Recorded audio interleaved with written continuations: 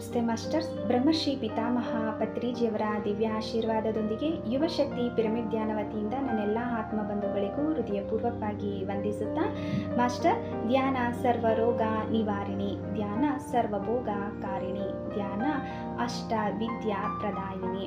ಧ್ಯಾನ ಮಾಡೋದ್ರಿಂದ ಅಷ್ಟ ಲಕ್ಷ್ಮಿಯರು, ಅಷ್ಟ ಸರಸ್ವತಿಯರು, ಅಷ್ಟ ವೈದ್ಯರು ಎಲ್ಲರೂ ನಮ್ಮಲ್ಲೇ ಇದ್ದಾರೆ ಅಂತ ಹೇಳುತ್ತಾ ಎಲ್ಲರೂ ಧ್ಯಾನವನ್ನು ಮಾಡೋಣ. ಇವತ್ತು ಧ್ಯಾನದ ಲಾಭಗಳ ಬಗ್ಗೆ ತಿಳಿಯೋಣ. ಧ್ಯಾನ ಮಾಡೋದ್ರಿಂದ ನಮಗೆ ಏನು ಲಾಭ ಅಂತ ಅಂದರೆ, ಸಂಪೂರ್ಣ ಆರೋಗ್ಯ. ಮನುಷ್ಯನ ಜೀವಿತಾವಧಿಯಲ್ಲಿ ಅವನು ಸಂಪೂರ್ಣವಾಗಿ ಆರೋಗ್ಯವಾಗಿ ನೆಮ್ಮದಿಯಿಂದ ಸುಖಕರವಾಗಿ ಆನಂದವಾಗಿ ಜೀವನ ಮಾಡುವುದೇ ಅವನ ಉದ್ದೇಶ. ರೋಗಗಳನ್ನ ಪಡ್ಕೊಳ್ಳೋ ಉದ್ದೇಶ ಅವನಿಗೆ ಆಗಿರಲ್ಲ. ಹಾಗಾಗಿ ಧ್ಯಾನ ಮಾಡೋದ್ರಿಂದ ಅವನಿಗೆ ಸಂಪೂರ್ಣ ಆರೋಗ್ಯ ದೊರೆಯುತ್ತದೆ. ಮಾನಸಿಕ ಶಾಂತಿ. ಧ್ಯಾನ ಮಾಡೋದ್ರಿಂದ ಮಾನಸಿಕ ಶಾಂತಿ. ನಮ್ಮ ಅಂತರಂಗ ಶುದ್ಧಿಯಾಗಿ ಅಂತರಂಗ ಶಾಂತಿಯಿಂದ ಇರುತ್ತದೆ. ಹೊರಗಡೆ ಪ್ರಪಂಚ ಶುದ್ಧಿ ಆಗಿರಬೇಕು, ಬದಲಾವಣೆ ಆಗಬೇಕು, ಶಾಂತಿಯಿಂದ ಇರಬೇಕು ಅಂತ ನಾವು ಬಯಸೋದೇ ಆದರೆ ಮೊದಲಿಗೆ ನಮ್ಮ ಅಂತರಂಗ ಶುದ್ಧಿ ಇರಬೇಕು, ನಾವು ಶಾಂತಿಯಿಂದ ಇರಬೇಕು, ನಾವು ಬದಲಾವಣೆ ಆಗಬೇಕು. ಹಾಗಾಗಿ ಮೊದಲಿಗೆ ನಾವು ಧ್ಯಾನ ಮಾಡೋದ್ರಿಂದ ನಾವು ನಮ್ಮ ಮಾನಸಿಕ ಶಾಂತಿಯನ್ನು ಹೊಂದುತ್ತೇವೆ. ನಾವು ಬದಲಾವಣೆ ಆಗದೆ ಇಡೀ ಪ್ರಪಂಚ ಬದಲಾವಣೆ ಆಗಬೇಕು ಅಂತ ಅಂದರೆ ಸಾಧ್ಯ ಇಲ್ಲ. ನಾವಾದ್ರೇ ಪ್ರಪಂಚ ಬದಲಾವಣೆ ಆಗೋದು. ಬುದ್ಧ ಭಗವಾನನು ಮತ್ತು ಅಂಗುಲಿಮಾಲ ಭೇಟಿ ಆಗುವ ಸಂದರ್ಭದಲ್ಲಿ ಬುದ್ಧ ಭಗವಾನನ್ನು ನೋಡಿ ಅಂಗುಲಿಮಾಲ ನಿಂದನೆ ಮಾಡ್ತಾನೆ. ಯಾರು ನೀನು, ನಿಲ್ಲು ಅಂತ. ಅದಕ್ಕೆ ಬುದ್ಧ ಭಗವಾನನು ಹೇಳ್ತಾರೆ, ನಿಂತೇ ಇರುವೆನು ನಾನು, ನೀನಿನ್ನೂ ನಿಂತಿಲ್ಲ.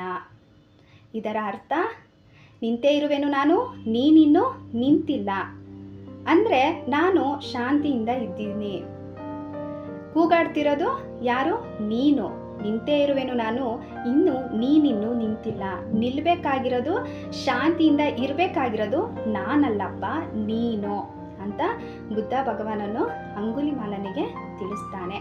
ಹಾಗಾಗಿ ಇಡೀ ಪ್ರಪಂಚ ನಿಲ್ಲಬೇಕು, ಶಾಂತಿಯಿಂದ ಇರಬೇಕು, ಬದಲಾವಣೆ ಆಗಬೇಕು, ಬೇರೆಯವ್ರು ಚೇಂಜ್ ಆಗಬೇಕು ಅಂತ ಅಂದರೆ ಮೊದಲಿಗೆ ನಾವು ಚೇಂಜ್ ಆಗಬೇಕು.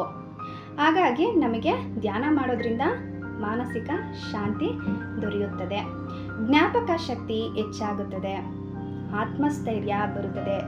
ಅಂದರೆ ನಮಗೆ ಪ್ರತಿಯೊಂದರಲ್ಲೂ ನಮಗೆ ಎಲ್ಲ ಕೆಲಸಗಳನ್ನು ಮಾಡೋ ಉತ್ಸಾಹ ಮತ್ತು ಆತ್ಮಸ್ಥೈರ್ಯ ಬರುತ್ತದೆ. ಮತ್ತು ದಿವ್ಯ ಚಕ್ಷುವಿನ ಉತ್ತೇಜಿತ, ಮೂರನೇ ಕಣ್ಣಿನ ಉತ್ತೇಜಿತ ಹೊಂದುತ್ತೇವೆ, ಆತ್ಮಜ್ಞಾನವನ್ನು ಪಡೆಯುತ್ತೇವೆ.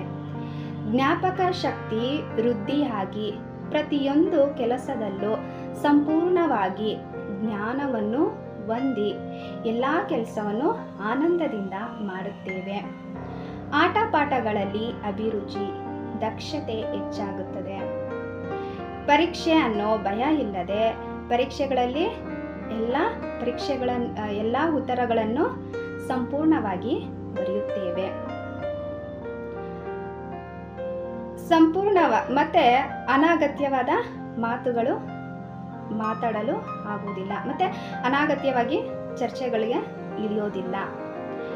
ಯಾವುದೇ ರೋಗಗಳನ್ನು ಬಂದರೂ ಯಾವುದೇ ಔಷಧಿ ಅವಶ್ಯಕತೆ ಇಲ್ಲದೆ ಎಲ್ಲ ಧ್ಯಾನದಿಂದ ನಾವು ಮಾಯ ಮಾಡಿಕೊಳ್ಳುತ್ತೇವೆ. ಧ್ಯಾನ ಮಾಡೋದ್ರಿಂದ ಎಲ್ಲ ರೋಗಗಳು ಕೂಡ ನಿವಾರಣೆ ಆಗುತ್ತದೆ. ಮುಂದಿನ ಉತ್ತಮ ಭವಿಷ್ಯತ್ತಿಗೆ ನಮ್ಮ ಆತ್ಮಸ್ಥೈರ್ಯವೇ ಬುನಾದಿ ಆಗಿರುತ್ತದೆ. ಹಾಗಾಗಿ ಎಲ್ಲರೂ ಧ್ಯಾನವನ್ನು ಮಾಡಿ ಈ ಧ್ಯಾನದ ಲಾಭಗಳನ್ನು ಪಡೆಯಿರಿ ಅಂತ ಹೇಳುತ್ತಾ, ನಮಸ್ತೆ ಮಾಸ್ಟರ್ಸ್. Thank you.